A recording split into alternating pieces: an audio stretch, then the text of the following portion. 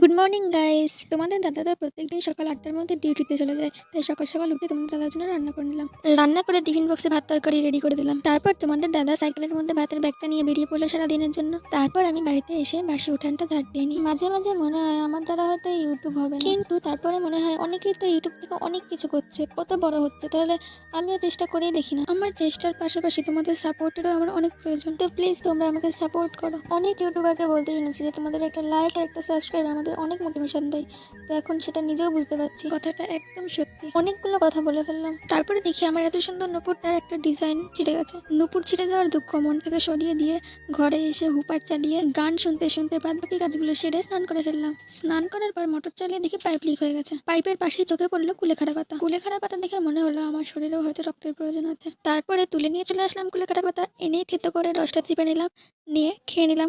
উফ, কি তিতা ছিল। আজকের ভিডিওটা এই অবধি।